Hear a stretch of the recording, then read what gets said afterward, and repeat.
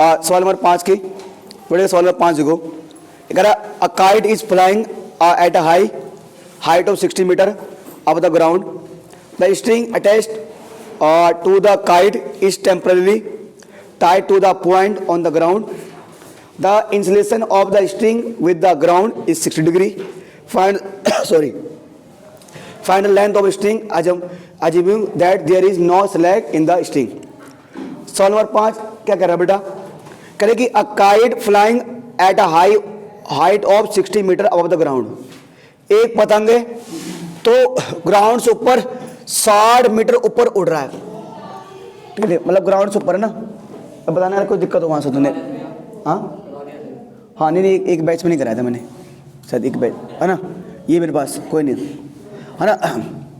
अब एक पतंग है तो मान लो बेटे पतंग यहाँ पर ना, एक पतंग जो है ना तो kite flying 60 metre height above the ground, तो एक पतंग मान लो ये ना पतंग यहाँ उड़ रहा है, ठीक है जी। मैंने मान लिया चलिए बेटे जमीन है ये, ठीक है जमीन है, तो जमीन से ऊपर मान लो यहाँ पर है ना ये 60 मीटर, जमीन से 60 मीटर ऊपर काइट उड़ रहा है, काइट है ठीक है, यहाँ उड़ रहा है काइट 60 मीटर ऊपर काइट उड़ रहा है 60 मीटर, ये मान लो एच है इसका नाम, ठीक है।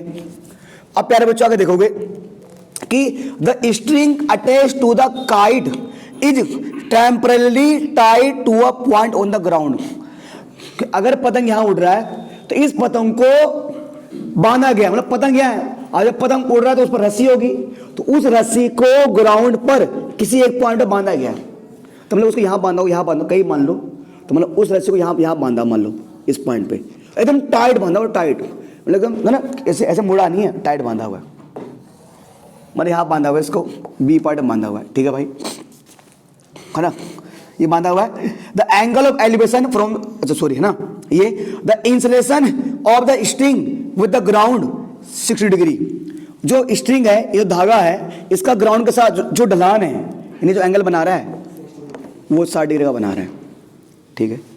Find the length of the string, इस धागे की लंबाई बताओ, ठीक है, धागे की लंबाई बतानी है, और assuming that there is no slack in the string, मतलब कह रहे हमें मान के चलने के धागा ना टेढ़ा नहीं है, धागा एकदम सीधा है, ठीक है जी।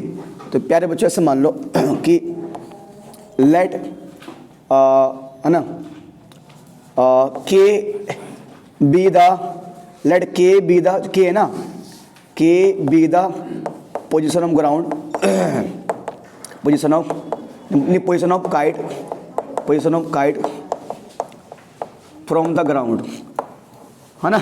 हिंदी वाले बच्चे ऐसे मान सकते हैं, मानना कि के पतंग की ऊंचाई है जमीन से, ठीक है, जो के एच है ना बेटा, के एच बराबर 60 मीटर, ठीक है। अच्छा जो बी से अगर के है, बी के है वो स्ट्रिंग की लेंथ है, length of string, length of string Hindi में से बोल सकते हैं धागे की लंबाई जो है, ठीक है।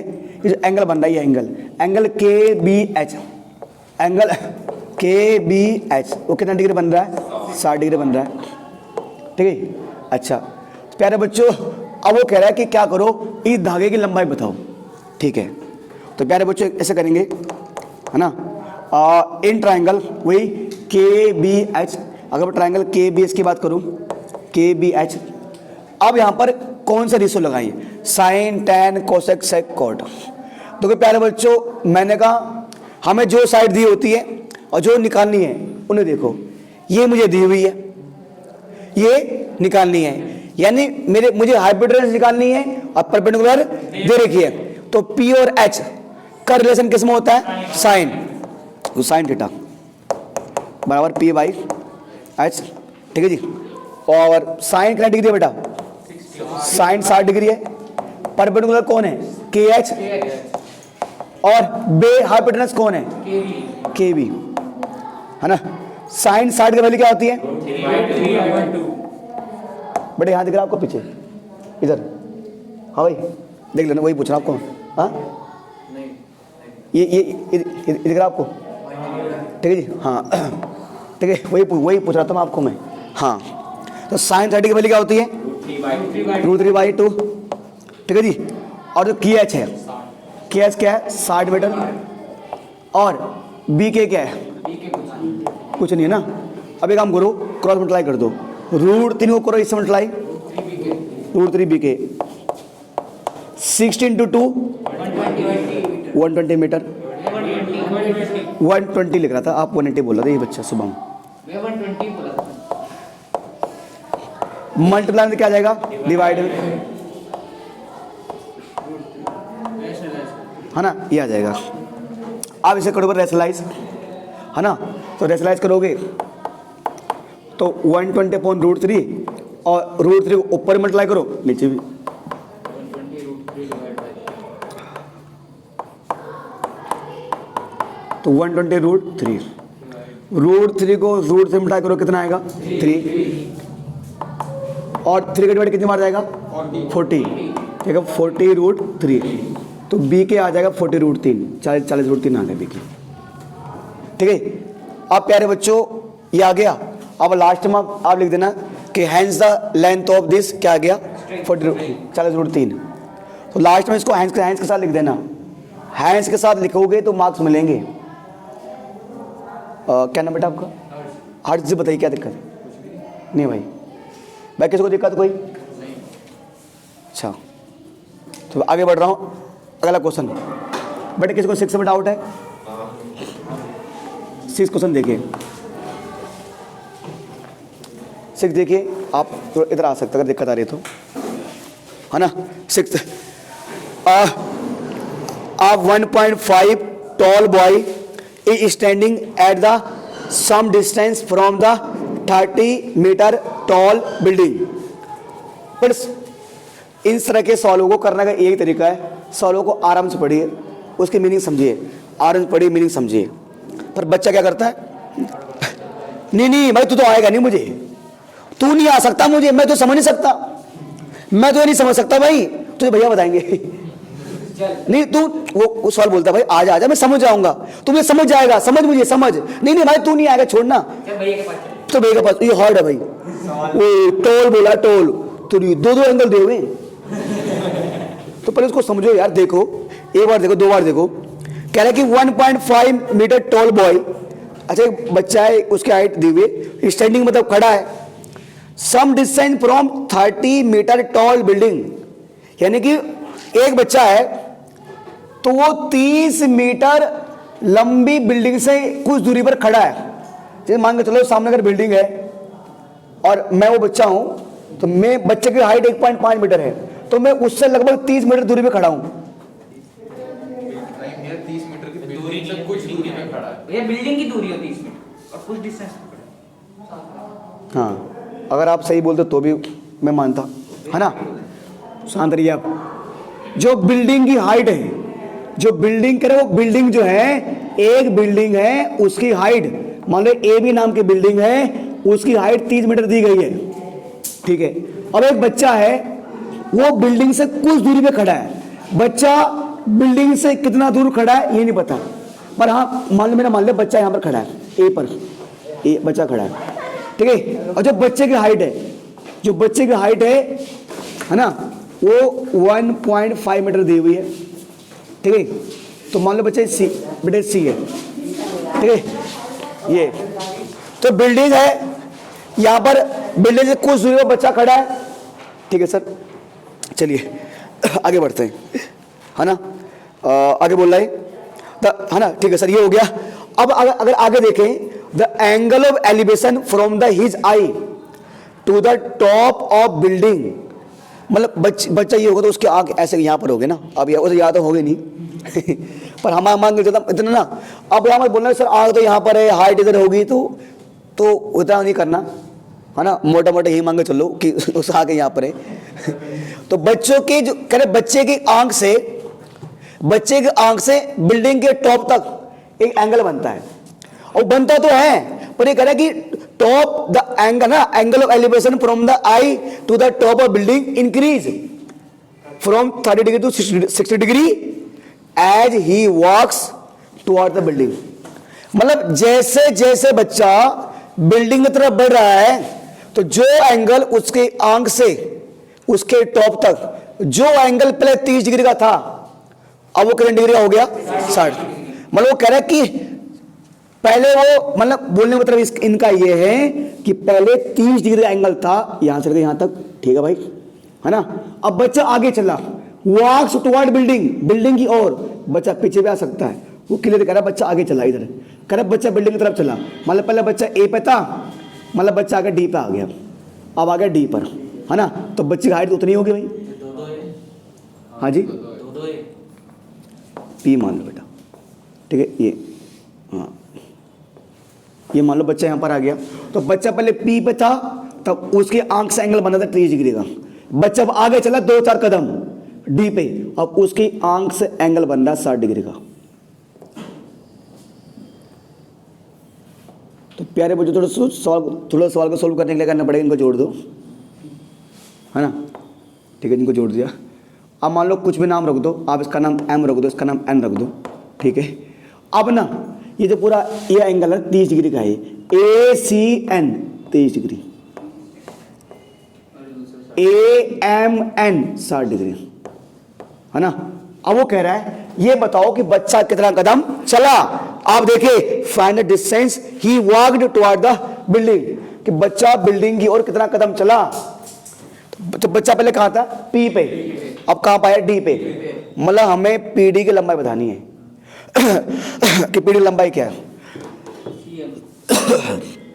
हाँ देख बेटा, है ना, थोड़ा सा बेटा पहले आप ना मतलब मोटा माटी लिख दो, हम नहीं कहते ज़्यादा में लिखो, पर तीन चार लाइन लिख दो आप, फिगर बना दिया, और टीचर को लगे कि हाँ आपने कुछ लिखा है, कि मतलब इनके बारे में क्या है। हमने कहा कि एक चीज़ लिखो, ये दिस इज दिस, इतना लिख दो। आपने मान लिया बेटा कि लेट, है ना, let P is the starting position of children, starting. हाँ बेटा, चिल्ड्रन की जगह किड लिख सकते हैं। लेट पी क्या बोले यार, let P be the starting, है ना, position, let P be the starting position of child, है ना, ये चिल्ड्रन जो भी है ना। और ये उसके, है ना, ये उसके स्टार्टिंग पोजीशन है, एंड है ना, डी बी द फाइनल बोल दो, हाँ जो भी है ना, final position of the child, ये लिख दिया, है ना। CP B the height of child, तब अब वही लिखना उनके बारे में, बस हाइट ऑफ चाइल्ड। पहले गिवन लिखना है कि पहले लेट वाला लिखना है? नहीं, गिवन उवन कुछ नहीं यार, गिवन नहीं लिखना होता है यहाँ पर। मतलब यही सारा जो कुछ चीज़ हमने लेट किया ना, तो वही। आप ये मत मानना कि ट्रायंगल में होता है ना गिवन टू प्रूफ, आप लिख दो सोल्यूशन और जो आपने लेट किया है ना। आप यहाँ लाइट फाइट मत दिखा करो, लाइट नहीं भी क्या कुछ भी क्या है, लाइट इतने में असर नहीं पड़ता, टीचर नहीं मान के लाइट का नंबर काट देगा, है ना। यहाँ पे इस सब्जेक्ट तक नहीं पड़ेगा, बस आप लिखते जाओ कि आपने अगर मान लो लाइट नहीं, मतलब आपने लाइट किया है, दो लिखना भूल गए आप, है ना, पर 4-5 लाइन लिखते जाओ जो आपको लग रहा है ना। फिर आप हाँ फिगर बना दो और ये लिख दो, 2-4 लाइन, हाँ जितना जानकारी हो सकता है उसमें, ठीक है भाई। सी बी है ना, C B the height of the child, है ना, ए बी, है ना, हाँ A B height of building. Teacher मैंने एक एक चीज नहीं करेगा, पर उनको लगना चाहिए दिया हुआ है ना, A B height of building, ठीक है जी। बेटे क्या दिया हुआ है, 30 मीटर, ठीक है जी। और सी बी चाइल्ड का हाइट है ना, तो आप इक्वल टू लिख सकते हो 1.5 मीटर, हो गया, बाकी सब समझ गए, गुरु जी को पता है। और एंगल लिख दो, जो angle A C M, A C M बराबर 30 degree, A C N 30 degree, है ना। हर्षराज जी आप देखते रहिएगा, कुछ दिक्कत हो आपको तो, है ना। एंगल ए एम एन मैं गारंटी साथ करूँ, अगर आप इतना भी करते हो तो ना, इतना भी एग्जाम में, तो 1 नंबर कंफर्म मिलेगा आपको, कंफर्म। बाकी आगे तो इतना इन ट्रायंगल देखो ये आ गया, और आपको पता है जितने भी क्वेश्चन अगर फिगर बना दिया आपने, मान लो आपको फिगर सही चलेगी, तो आगे इतना कर सकते हो, in triangle this and this, और वो लगा दो, मतलब ये लिख दो, और उसके बाद in this triangle sine cos कुछ तो लगाओ, 10 आगे बढ़ो, ठीक है। ये हो गया। अब प्यारे बच्चों, अब सर बात करें कि 2 ट्रायंगल है। अब देखो यानी अगर 2 एंगल बनने तो आपको 2 ट्रायंगल लेने पड़ेंगे। एक एंगल बनना ही है, यानी आपको लेना पड़ेगा एक ट्रायंगल ए एम एन, एक ये 30 डिग्री बन रहा है, एक लेना पड़ेगा ए सी एन, चलो वो तो ले लूंगा मैं। चलो मान लो मैं ले रहा हूँ, पहले छोटा कोई भी ले लो, मान लो मैं ले रहा हूँ in triangle A M N, मैं मान लो ट्रायंगल ए एम एन ले रहा हूँ, ठीक है।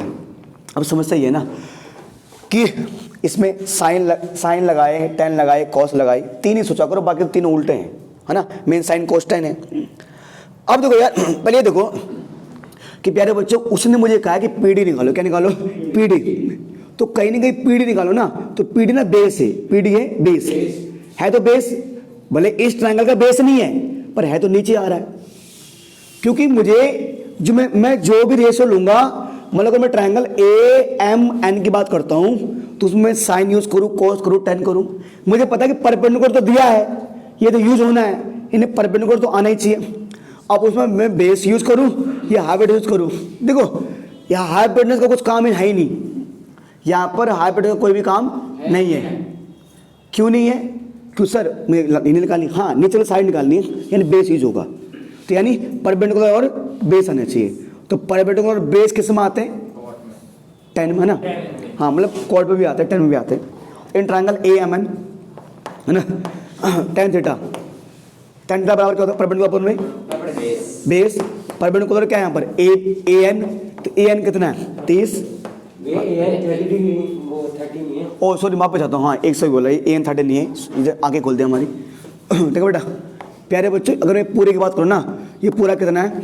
30, ये पूरा 30 मीटर है। तो अगर ये 1.5 है तो ये भी होगा 1.5, ठीक है। तो ये 30 है, तो अगर ये 1.5 है तो बचा हुआ क्या करेंगे?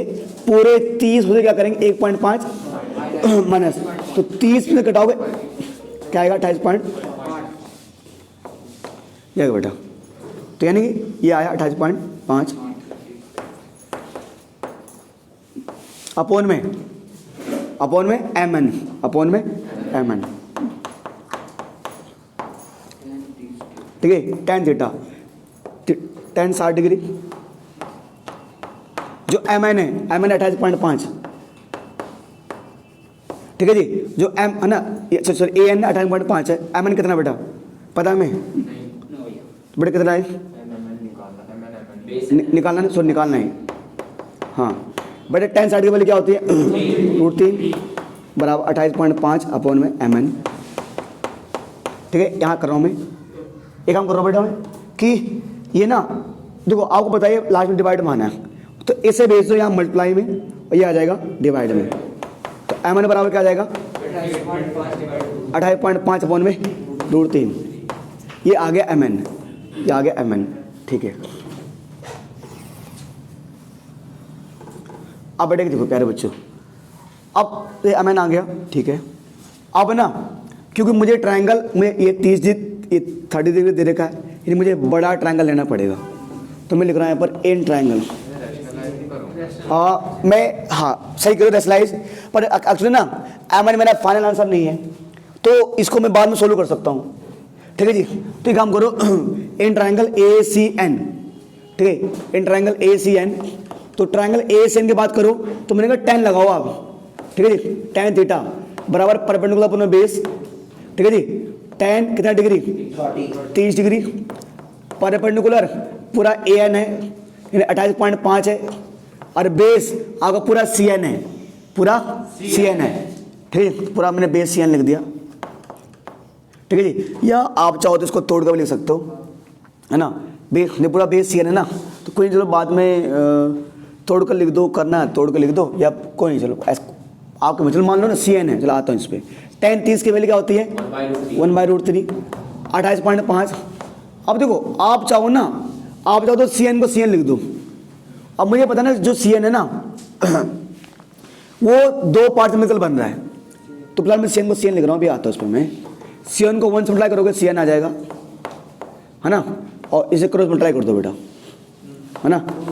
28.5 इंटू में √3।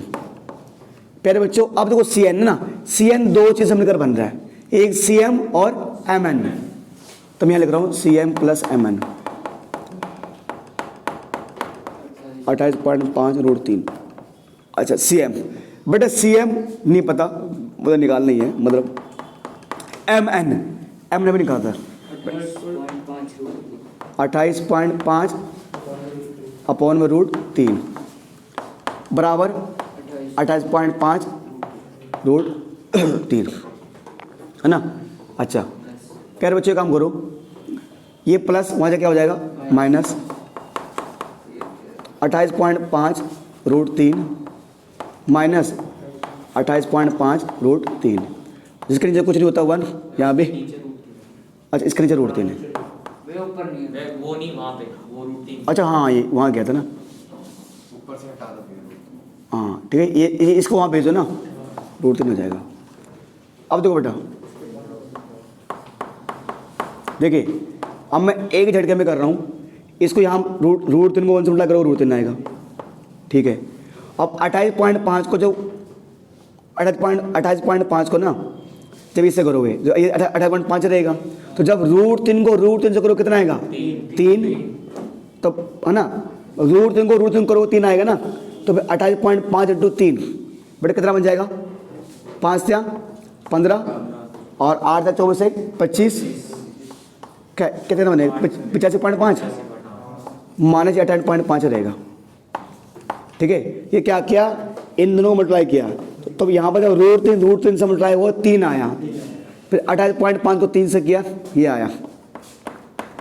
प्यारे बच्चों 85.5 में 28.5, ये बताओ 57, कितना बचेगा 57 अपॉन में √3। थोड़ा यहाँ पर मैं एक स्टेप जंप मार रहा हूँ कि अगर आप √3 को यहाँ रेशनलाइज करते हो, √3 को इधर भी और इधर मल्टीप्लाई, तो ये हो जाएगा 57 √3 और √3 3, कैंसिल कर दो इसको, कितने बार कटेगा 19 से 57, तो 19 √3 मीटर हमारा क्या आ जाएगा आंसर है। और रुको फिर को, ठीक है जी। अब मैं आंसर नहीं है मतलब, बट आप पता जितना CM उतना PD, CM बराबर PD, तो अगर CM ये आया ना तो लिख देना लास्ट में CM बराबर PD, तो अगर CM 19 √3 है तो PD भी 19 √3, ठीक है। और बाकी आप हैंड्स वाला लाइन लिख देना, ठीक है जी। ये हमारा आंसर आ गया बच्चे। क्वेश्चन नंबर 7 कौन सा क्या था अभी, 6 ना बेटा। क्वेश्चन नंबर 7 देखो, from a point on the ground angle of elevation of the bottom and top of the transmission tower fix at the top of 20 metre high building are 45 degree and 60 degree respectively, find the height of the tower. बच्चे कह रहे हैं from a point on the ground, थोड़ा समझने की कोशिश करो। From point on the ground, ground में कोई पॉइंट है, तो मैंने मान लिया जैसे ही बोलता ना, जैसे ही भाई क्वेश्चन बोल रहे हो आप ऐसे कर दो। आप मान लो ग्राउंड है, मतलब ग्राउंड है ना, अब इसमें कोई पॉइंट है ए नाम का, ठीक है। तो from a point on ground the angle of elevation of the bottom, angle of elevation of the bottom and top of transmission tower fix at a top of 20 metre high building 45 60 respectively. अब actually क्या है ना, solve बहुत लंबा आ गया, मतलब full stop काफी देर बाद लगा है, तो दिक्कत आती है, समझ नहीं आ रहा। अब मैं कह रहा हूँ ना, जब सवाल को हम 1 बार 2 बार 3 बार पढ़ते हैं ना, तो पहली बार पढ़ा हमने कुछ और सोचा, अगली बार पढ़ा और कुछ सोचा, पर 3 बार सोचोगे ना तुम खुद ही फिगर बनाओगे, ऐसे होगा ऐसे होगा ऐसे होगा, तो खुद ही एक बार दिमाग में एग्जैक्ट फिगर बन जाएगी। अब जब मैं है ना, अब मुझे पता क्या बनना है, पर अगर मैं आपके साथ से बनाऊं, पढ़ूं कि कैसे समझना है इसको, करे भैया from a point on the top of ground, ठीक है। द एंगल ऑफ एलिवेशन बन रहा है, यानी यहीं से यहाँ से कहीं बन रहा होगा, यहाँ से बनना, मतलब उसने पहले बोला होगा ना फ्रॉम, यहाँ से एंगल बन रहा है, जा कह रहा हो elevation of the bottom and top of transmission tower, यानी एक टावर है, तो उस यहां से अब सोचो, वो कह रहा है कि इस पॉइंट से एक टावर कहीं खड़ा होगा, भाई टावर बैलीटर तो होगा नहीं, टावर है ना, कहीं खड़ा होगा, मतलब यहाँ टावर ऐसे खड़ा है, कहीं भी खड़ा है। अब कह रहे यहां से लेकर इस टावर के बॉटम और टॉप, कोई बच्चा बोलेगा यार ये टावर है, ठीक है शांत रहो, अगर टावर है तो टावर के टॉप तक एंगल बन रहा है, ठीक भाई समझ गए। अब वो करेगा टावर का बॉटम भी, तो ऐसे कैसे क्या होता है भाई, टावर का बॉटम तो ये रहा भाई, यहां का एंगल बनेगा भाई, टॉप तो मान लिया हमने, पर टावर के बॉटम का एंगल बनेगा, ये बात पहुंच नहीं रही है। आप इसको तो समझने की कोशिश करें, तो जब आप समझोगे तो 1-2 बार पढ़ोगे प्यारे बच्चों, तो कह रहा है कि the angle of elevation of the bottom and top of tower, top of a transmission tower fixed at top of 20 metre high building, मतलब ये कह रहा है कि भैया जो टावर है ना, वो टावर जमीन पे खड़ी नहीं है। वो टावर जो आप लोग देखते होंगे ना आजकल, बेसिकली जो हमारे घरों में टावर कहाँ खड़े होते हैं, छतों में, तो उस टावर को 20 मीटर ऊंची बिल्डिंग के ऊपर खड़ा किया गया है। ये मतलब इसका आप समझोगे। तो बेटा इसका मतलब प्यारे बच्चों, ये जैसे मैंने मान लिया ये कि BC है जो है, ये BC एक बिल्डिंग है, BC एक बिल्डिंग है 20 मीटर की, ठीक है जी। अच्छा, उसके ऊपर यहाँ से एक टावर है, वहाँ से एक टावर है, टी नाम का, ये TC एक टावर है। हाँ, और सही कह रहा हूँ कि यहाँ से लेकर इस टावर, ये टावर के टॉप तक और यहाँ से लेकर टावर के बॉटम तक, है ना, एंगल बन रहा है ना। अब क्या क्या बनना है प्यारे बच्चों, है ना, क्या है ना बेटे, क्या बोला उसने कि ना फिक्स ना, तो क्या बोलना 45 डिग्री और 60 डिग्री, 45 और 60 डिग्री, है ना। तो बॉटम और टॉप का, तो पहले बॉटम बोला उसने, तो बॉटम का बन रहा है 45, पहले बॉटम की बात कर रहा हूँ, है ना, ये बॉटम। फिर बात किसकी कर रहा हूँ, टॉप की, कितने का, 60 डिग्री। प्यारे बच्चों आगे देखो क्या करना है, find the height of tower. क्या टावर क्या निकालो, हाइट, टावर की हाइट निकालनी है, यानी कि मुझे ए से निकालना है प्यारे बच्चों, है ना। ऐसे मान लो कि let BC be a tower, BC be a tower और TC को चलो ना, चलो let BC be a building, BC be a building, ठीक है। माने कि BC एक बिल्डिंग है ऑफ हाइट 20 मीटर, ठीक है, ठीक है जी। TC बी ए टावर, है ना, अबव द बिल्डिंग, ठीक है, जो भी है ना, आपने इसको ऐसे मान लिया, कुछ ऐसे मानो ना मानो अच्छा लगता भाई, है ना, simple. Angle CAB, angle CAB बराबर 45 डिग्री। एंगल TAB, बड़ा एंगल है TAB, क्या बेटा, 60 डिग्री। अब प्यारे बच्चों अब बात करते हैं, सर कौन सा ट्रायंगल लिया जाए, ठीक है जी। मैं ट्रायंगल मालूम मैं लेता हूँ ट्रायंगल छोटा, in triangle ABC, in triangle ABC, ठीक है। अब वही समस्या, साइन ले कॉस ले क्या ले। देखो प्यारे बच्चों, अब यार मुझे पता, अगर मैं AB से ट्रायंगल होता हूँ तो BC से दिया हुआ है, अब मैं बेस लूँ या हाइपोटेनस लूँ। यार मुझे पता है, मैं यार ना तो मुझे बेस निकालना है ना मुझे इसमें हाइपोटेनस निकालना है, मुझे निकालना हाइट है, निकालना क्या है, हाइट है। अब पता क्या है, पर हाइट निकालना है तो यार हाइट तो है ऑलरेडी। अब यहाँ पर एक चीज़ देखो कि जब मैं ट्रायंगल ABC की बात कर रहा हूँ तो उसमें भी AB का यूज हो रहा है। जब मैं ट्रायंगल ABT की बात करूंगा तो उसमें भी क्या आएगा, AB आएगा, AB कॉमन है, क्योंकि ट्रायंगल ACB में यहाँ पर AC है और ट्रायंगल ATCB में AT है। अगर मैं दोनों का हाइपोटेनस देता तो दोनों ट्रायंगलों में अलग अलग हाइपोटेनस आएगा, पर दोनों बेस क्या आ रहा है, सेम, इसलिए परपेंडिकुलर तो आना ही था, दी हुई है, तो बेस का यूज करना पड़ेगा, यानी कि 10 का यूज करो। तो इन ट्रायंगल ABC 10 क्या, 10 45 डिग्री, मैं डायरेक्ट लिख रहा हूँ बेटा, 10 थीटा लिखना, परपेंडिकुलर अपना बेस, ये परपेंडिकुलर आपके पास BC है, बेस आपका AB है बेटा। 10 45 पहले क्या होती है 1 बेटा, BC कितना है 20 मीटर और AB कितना है ना, AB निकालना है, ठीक है जी। तो कौन मल्टीप्लाई हो जाएगा बट AB कितना आ जाएगा 20 मीटर। अच्छा मुझे प्यारे बच्चों, अब आप बोलोगे भैया ये तो ये भी 20 हो सकता है, पर भैया बात पच नहीं रही है, अब क्या करें, हम फिगर ऐसे बना दिया हमने, हमारी कोई गलती नहीं है। तो ये मत देखना कि हमने फिगर लम भैया ये तो इतना 20 ये इतना 20 कोई नहीं, हमें क्या पता 20 आने वाला है, वो लट क्या हो भाई, है ना। चलिए सर ये हो गया। आप क्या करो प्यारे बच्चों, ये ट्रायंगल हो गया, बड़ा triangle low, in triangle ABT, in triangle ABT, अगर ट्रायंगल सॉरी मैं ABT की बात करूं तो क्या आएगा बेटा, है ना, बट एंगल कितने डिग्री का है 60, तो 10 60 डिग्री, वही परपेंडिकुलर अपॉन में बेस, इसके लिए परपेंडिकुलर कौन है बेटा TB, इसके लिए बेस क्या है बेटा AB। बेटा 10 60 की वैल्यू क्या होती है √3 नालक TB।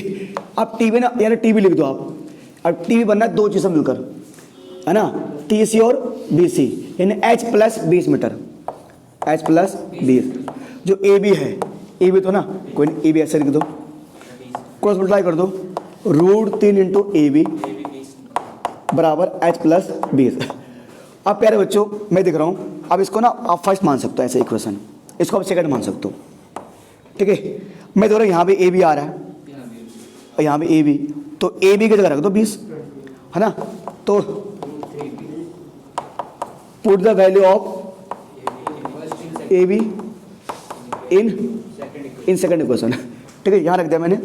तो प्यारे बच्चों जहाँ पर ए बी है ना, जहाँ पर ए बी है वहाँ क्या रख दो 20 बराबर h प्लस 20, ठीक है जी। बेटा h निकालना है तो इसको इधर लाओ, 20 को √3, जब 20 रूट ये हो जाएगा 20 √3, इधर क्या हो जाएगा -20 बराबर h। Harsh ji okay sir, thank you, है ना, है ना। अब एक काम करो, दोनों 20 कॉमन आ रहा है, दोनों 20 कॉमन ले लो, तो अंदर बचेगा √3 माइनस 1, यहाँ बचेगा h, ठीक है जी। हाँ h निकालना था ना, हाँ। अब देखो बच्चों आप चाहो तो इतना छोड़ दो, अब मैं तो करो ना, आप समझदार बच्चे हो तो √3 की वैल्यू याद कर ही लो, मतलब इतना छोड़ दो कोई दिक्कत नहीं। देखो इतना करो कोई दिक्कत नहीं, वैसे नहीं पूरे मार्क्स मिलेंगे। हाँ अगर वैल्यू दी हुई है तो पुट कर दो, नहीं तो मान लो मैं अगर मैं हूँ तो मुझे तो अच्छा लगता कि रूट ना रहे, है ना, मतलब ऐसे छोड़ दो तो मुझे तो है ना।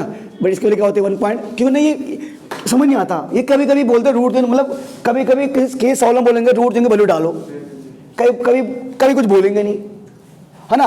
तो कोई दिक्कत नहीं, आप इतना किया है आप कर दो। इसके वैल्यू क्या होती है 1.73, बस थोड़ा कैलकुलेशन बढ़ेगी आपकी, क्या दिक्कत है ना। और क्या जगह ये 0.73 इक्वल टू h, 2 3 6 और 2 14 15 आएगा ना, नहीं 14 आएगा, 2 बाद पॉइंट 2 बाद है ना, तो आपने ऐसे लगा दिया यहाँ पर ना। तो प्यारे बच्चों 1 2 ना, तो यानी यहाँ लिख देना h equal to 14.60 metre approx लिख देना, क्या अप्रोक्स। तो हैंड्स हाइट ऑफ ये लिख दो, आपने ऑलरेडी किया हुआ यार, क्या दिक्कत है, ठीक है जी। हाँ क्वेश्चन 8 में बोला गया a statue 1.6 metre tall stand on the top of pedestal from a height on the ground, the angle of elevation of the top of the statue is 60 degree and from the same point the angle of elevation of top of the pedestal is 45 degree, find the height of the pedestal. देखो बेटा solve को समझो। Statue 1.6 metre toll, एक मूर्ति है वो 1.6 metre लंबी है, ठीक है। Stand on the top of pedestal, भाई जो एक मूर्ति है आप देखते हो कई जगह जहाँ भी, चाहे महात्मा गांधी जी की मूर्ति देखो, चाहे अम्बेडकर बाबा साहब अम्बेडकर की मूर्ति देखो, तो बाबा साहब तो हट्टा में ऐसे रहते हैं, यहाँ किताब रहते हैं उनके और वैसे और महात्मा गांधी जी डंडा रहते हैं यहाँ पे हाँ बिल्कुल ना। तो बेटा ऐसे, तो अब जैसे आप समझो मैं हूँ ना, मैं भी इसके ऊपर खड़ा हूँ, तो मैं समझो मुझे समझो स्टैचू में, मैं स्टैचू हूँ, मूर्ति हूँ, अब मैं जिसके ऊपर खड़ा हूँ वो क्या है, पेडेस्टल है, पेडेस्टल है। अब उसने खुद यहाँ उन्होंने यहाँ खुद बोला हुआ है कि 1.6 मीटर टॉल स्टैचू, एक स्टैचू वो एक मूर्ति 1.6 मीटर लंबी है और वो किसी पेडेस्टल के ऊपर खड़ी है। तो कुछ मान लो मैंने मान लिया, है ना प्यारे बच्चों, मैंने मान लिया ये मेरे पास जो है ना, ये मेरे पास नीचे ये मेरा पेडेस्टल है और इस पर कोई मूर्ति लगी हुई है, तो ए भी पेडेस्टल है ना, और ये कोई मूर्ति है, मूर्ति की हाइट दी हुई है ना, मूर्ति की हाइट दी हुई 1.5 मीटर बेटा, 6 मीटर बेटा, ठीक है ना, ये दिया हुआ हमें। अब from a point on the ground, जाहिर सी बात है अब मूर्ति हवा में तो होगी नहीं, मूर्ति ग्राउंड में होगी, मतलब मूर्ति क्या नहीं, वो नहीं पेडेस्टल ग्राउंड में होगा। तो कह रहा ग्राउंड के किसी एक पॉइंट से, ग्राउंड के किसी एक पॉइंट से, from the point on the ground the angle of elevation of top of statute is 60 degree. Angle of elevation of the top of statute, ground के किसी एक पॉइंट से, ग्राउंड के किसी एक पॉइंट से स्टैचू के सर तक, स्टैचू के सर तक, स्टैचू के टॉप तक एक एंगल बन रहा है, बट क्या डिग्री बन रहा है? 60 डिग्री का बन रहा है, ठीक है। फिर and from the same point, उसी पॉइंट से, same point, the angle of elevation of top of pedestal 45 degree. मतलब कह रहे कि इसी पॉइंट से, कह रहे इसी पॉइंट से पेडेस्टल के सर तक, इस पॉइंट से स्टैचू के सर तक 60 डिग्री एंगल, और इसी पॉइंट से पेडेस्टल तक के सर तक कितने डिग्री एंगल बन रहा है? 45 डिग्री एंगल। ये बन रहा है 45 डिग्री एंगल। मतलब ये जो एंगल छोटा एंगल है ये 60 डिग्री का है। कितना? 45 डिग्री का है। और जो पूरा एंगल है वो बड़ा वाला ना, वो 60 डिग्री था। बट बताना क्या है, या कन्वे मत होना, तो थोड़ा पेडेस्टल ऐसे बनाया मतलब ना, पेडेस्टल की हाइट, हाँ पेडेस्टल की हाइट निकालनी है, ये निकालना है हमें, ठीक है। तो बी, इसका नाम आप डी डाल दो, ठीक है। अब प्यारे बच्चों, आप पहले इसके बारे में लिख दो आप, है ना, कि let A B the height of pedestal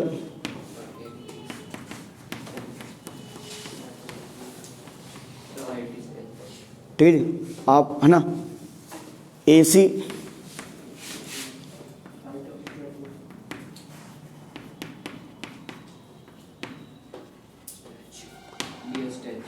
एक 1.6 मीटर, है ना।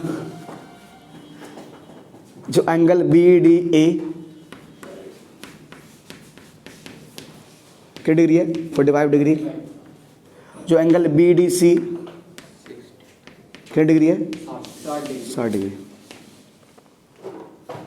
है ना। राइट है। चलिए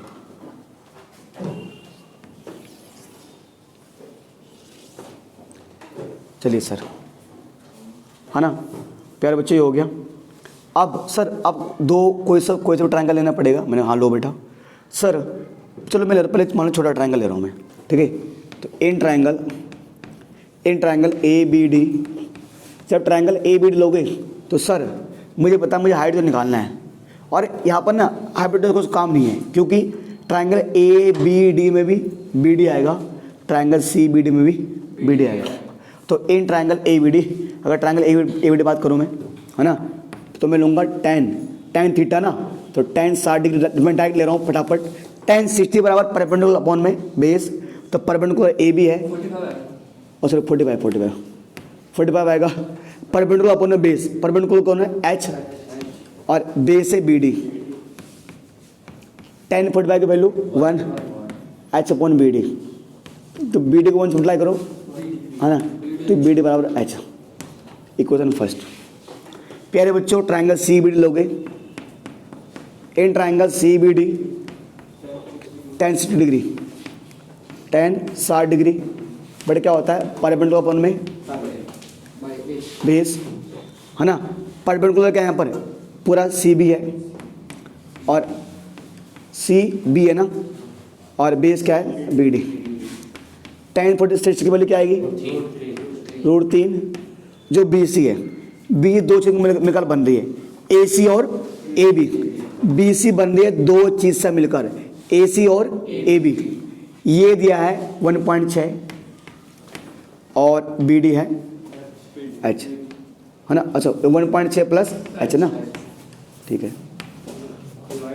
और डिवाइड बी डी, ठीक है। प्यारे बच्चों, क्रॉस मल्टीप्लाई कर दो, √3 करो बी डी से मल्टीप्लाई हो जाएगा, √3 बी डी, और ये बराबर में आएगा 1.6 प्लस में एच। बेटा बी डी, बेटा जो बी डी है ना, प्यारे बच्चों बी डी की हम वैल्यू निकाली थी। बेटे बी डी किसके बराबर है? एच की, इसलिए बी डी को मैं एच लिख सकता हूँ, है ना। ये 1.6 प्लस एच, है ना। ये अच्छा 1.6 है।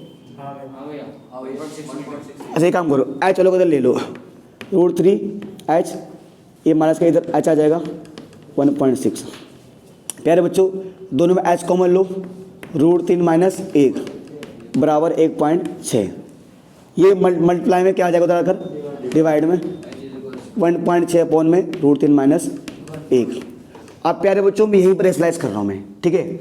डिवाइड में है, रेशलाइज करना है, तो √3 माइनस 1 सॉरी प्लस हो जाएगा, प्लस हो जाएगा, क्या हो जाएगा प्लस, यहाँ पे √3 प्लस 1 है ना। 1.6 √3 प्लस 1। आप लोग जानते हो सेम चीज़ माइनस में सेम चीज़ प्लस में, यानी a माइनस बी और a प्लस बी, तो a square minus B square, √3 का 3 का स्क्वायर माइनस 1 का स्क्वायर, h बराबर 1.6 और साथ में √3 प्लस 1। √3 का स्क्वायर क्या आएगा 3 और 1 का स्क्वायर क्या आएगा 1, h बराबर है ना, ये कितना आएगा बेटा 2 आएगा इंटू में √3 प्लस 1, ठीक है जी। कितनी बार जाएगा 0.8 इंटू में √3 प्लस 1। तो भी प्यारे बच्चों, आप चाहो इतना छोड़ दो, नहीं तो आप एक काम कर सकते हो, बट इसके वैल्यू पुट कर दो, है ना, है ना, तो बढ़िया रहेगा, है ना, और आंसर आ जाएगा। तो ये है ना।